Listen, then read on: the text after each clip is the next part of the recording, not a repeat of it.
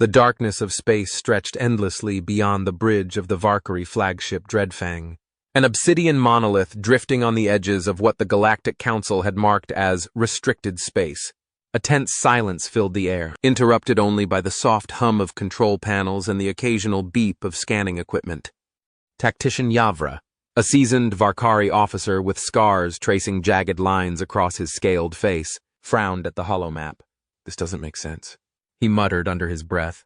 An entire sector, completely devoid of patrols, yet teeming with artificial signals. He tapped a talon against the interface, watching the readings flicker uncertainly. If this world was under galactic protection, we would have seen defenses, orbital platforms, warships. But there's nothing. Tension rippled through the bridge as his words sank in. At the center of the command deck, towering over the rest, stood Warlord Ravnok, his battle-worn armor reflecting the dim light. His golden eyes narrowed, studying the planet below. From this distance, it looked unremarkable. Blue oceans, sprawling land masses, thin wisps of cloud drifting across the surface. A primitive world, a weak world. A world is ripe for conquest. He smirked. "So the rumors were true," he said, his voice carrying the gravelly weight of countless battles. "The Council hides treasures behind their red lines, and we, my brothers, are about to claim the spoils." He turned to his bridge crew. "Begin the descent. Signal our fleet. The time of conquest is now." A chorus of affirmations filled the air as the Dreadfang rumbled forward, flanked by a dozen warships bristling with weapons. Ravnok felt the familiar thrill of an easy victory. This was the way of the Valkyrie: find, conquer, dominate. But then something changed. The ship's long-range sensors flickered violently before shutting off entirely. The holographic map is distorted, displaying nothing but static. The lighting across the bridge dimmed for a brief second before stabilizing. Yavra's claws clenched against the panel. "Sir, we just lost telemetry for half the fleet," he growled, his voice tight with unease. "They're still out there, but our sensors aren't picking them up anymore." Ravnok's smirk faltered. "What do you mean, not picking them up?" Yavra turned to his commander, his throat tightening. "I mean, my lord, it's as if they've disappeared." A hush fell over the bridge, and then, like a whisper slipping through the void, the first distress call came in. "Isn't natural. It's not right. We can't see anything. It's..." Static swallowed the voice whole. A second transmission crackled through the comms, this one filled with raw terror. "By the Emperor. They're inside the ship. We didn't even see them coming." The line went dead. Yavra's scales paled. "Sir, I don't understand. There's nothing on our sensors. No ships. No weapon signatures. Nothing." Ravnok's patience frayed. Then what is doing this? And then, for the first time since the Valkyrie set foot among the stars, something spoke back. A new transmission bled into the comms, smooth, calm, and utterly alien. "Unidentified fleet. You are in human-controlled space. You will not receive a second warning." The voice was too steady and too composed.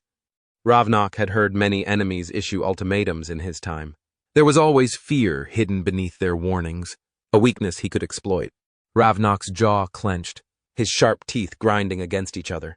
His hands tightened around the armrests of his command throne, claws digging into the cold metal. The voice that had spoken it was human. The bridge of the Dreadfang was silent, except for the flickering static of the distress channels. Yavra stood frozen at his station, his claws hovering uselessly over the sensor panel, unable to process the sheer impossibility of what was happening. The comms officer gulped, his throat bobbing as he turned to Ravnok. "My lord," he rasped, barely above a whisper. That was not a distress signal." A heartbeat of silence. Then, the entire ship lurched. A tremor ripped, sending Ravnok and his officers reeling in their seats. Warning sirens blared, casting the bridge in flashing crimson light. Something had hit them, but no impact was registered on the sensors. Yavra snarled and slammed his fist against the console, forcing the main display to refresh. "Shields holding at 60%. He stopped. Ravnok followed his gaze. His stomach dropped. The tactical display flickered, glitching in and out as new contacts bloomed into existence. They weren't warships. They weren't even objects in the traditional sense. They were voids. Gaps of absolute nothingness appear and disappear on their scanners. Each one moved with precision, cutting between the Valkyrie warships like wolves weaving through a flock of blind prey. Yavra's voice came out strangled. They weren't on our sensors because they weren't there before. Ravnok ran cold. Something shifted outside the viewport.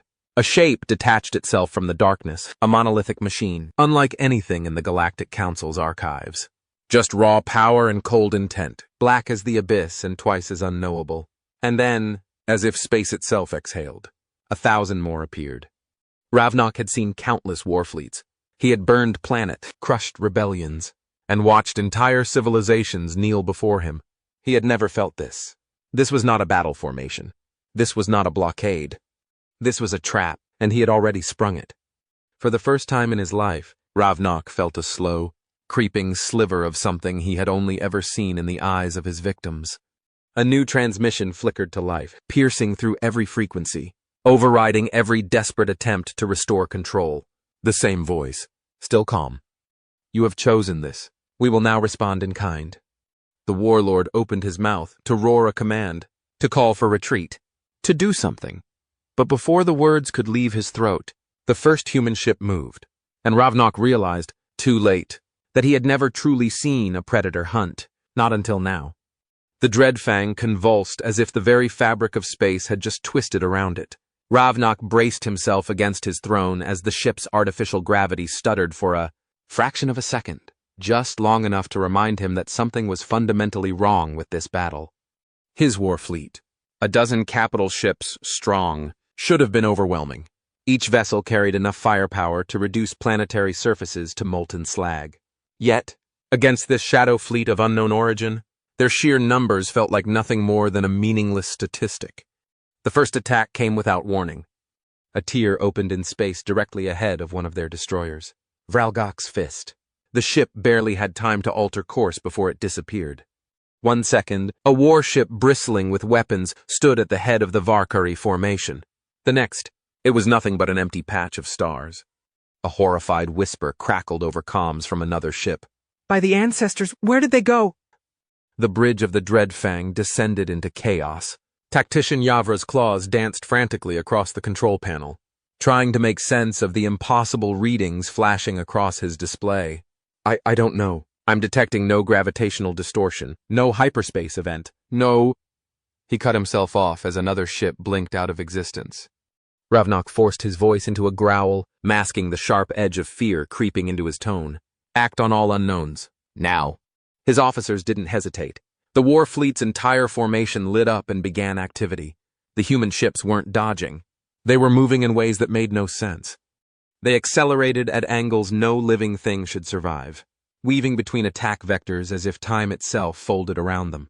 They didn't just evade, they reappeared in impossible positions, materializing in places where no propulsion should have been able to carry them in time. The enemy wasn't playing by the same rules of physics.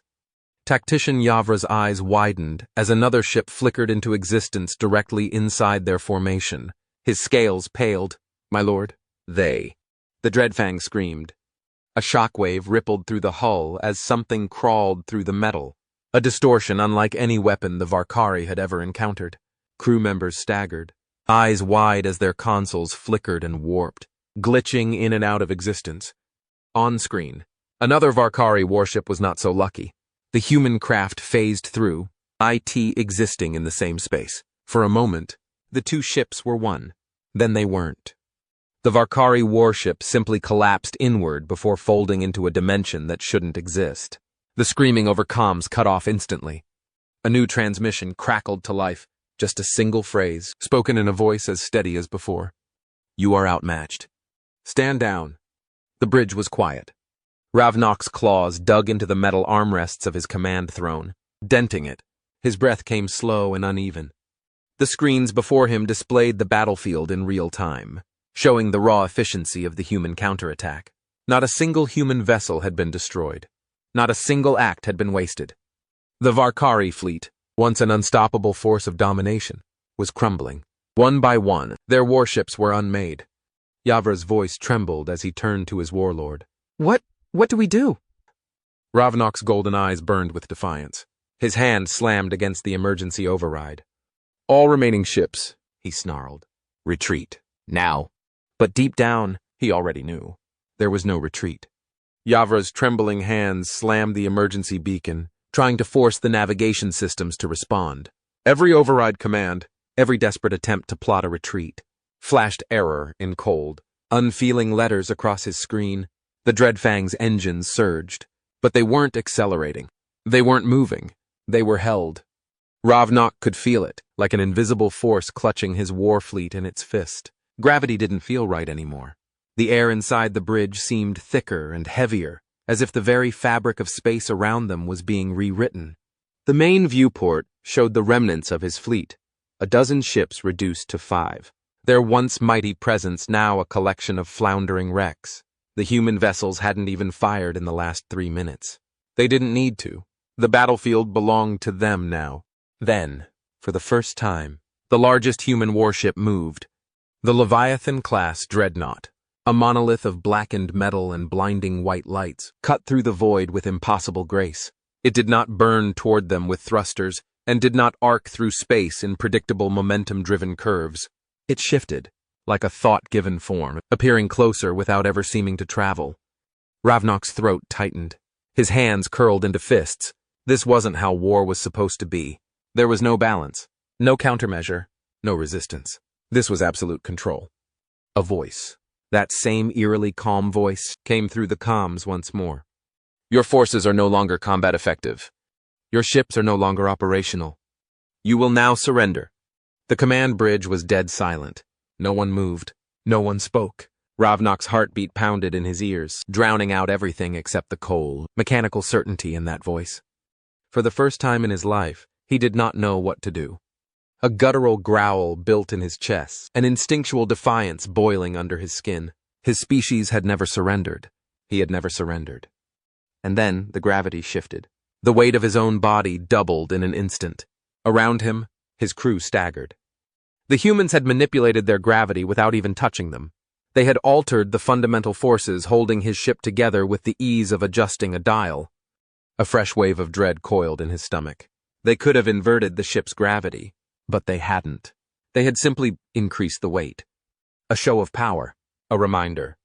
They were playing with him. Ravnok's hand shook above the self-destruct console. His mind raced. If he detonated the ship now, what would it matter? He gritted his teeth, rage burning behind his eyes. But rage could not win a battle that had already been lost. His voice, once a thunderous decree that sent enemies to their knees, now came out hoarse. This is Warlord Ravnok of the Valkyrie Dominion. His throat clenched around the words. We surrender. The response came immediately. Acknowledged. Then, the pressure in the air vanished. The gravity returned to normal. The bridge's flickering lights stabilized. And in that chilling silence, as his own breath shuddered in his lungs, Ravnok realized something even more terrifying than his defeat. The humans had known he would surrender. They had never doubted it. This wasn't the first time they had done this, and it wouldn't be the last. The bridge of the Dreadfang remained silent, save for the faint hum of the life support systems that, minutes ago, Ravnok had believed belonged to him. Now, he wasn't so sure. He felt the weight of his own words lingering in the air, pressing down on him harder than the artificial gravity the humans had used to force his submission. The main viewport flickered to life again, and for the first time, Ravnok saw his captor.